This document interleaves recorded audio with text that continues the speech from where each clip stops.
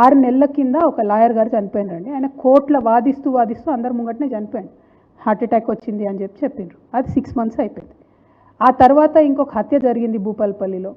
అక్కడ భూపాలపల్లి ఎస్పీ గారే press meet పెట్టి ఇది భూతగాదాలతోని జరిగింది, పర్సనల్ వ్యవహారం ఇదని చెప్పిండ్రు.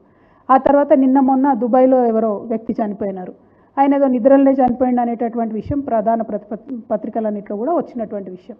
వీటన్నిటికీ మా పార్టీకి మా కుటుంబానికి ఏం సంబంధం అండి?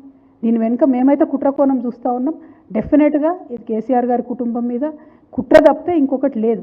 ఎందుకంటే సంబంధం లేనటువంటి ఇండివిజువల్ ఇన్సిడెంట్స్ అన్నింటినీ పట్టుకొచ్చి ప్రధానమంత్రి గారిని కలిసిన తర్వాత మాట్లాడడం అంటే డెఫినెట్గా దీని వెనుక కుట్రకోణం ఉంది.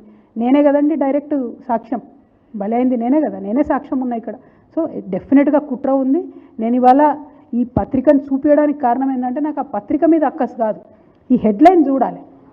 దేని ఆధారంగా ఈ హెడ్లైన్ వచ్చింది? ఇటువంటి కుట్రలు తెలంగాణ ఉద్యమంలో మనం చూసినాం, మళ్ళీ వాటిని పునరావృతం చేస్తూ ఉన్నారు. కాబట్టి నేను కాషన్ చేస్తూ ఉన్నా, తెలంగాణ ప్రజలకు హెచ్చరిక చేస్తూ ఉన్నా, జాగ్రత్తగా ఉండండి, వీళ్ళ కుట్రలు గమనించండి అని చెప్పి నేను ప్రాధేయపడతా ఉన్నాను.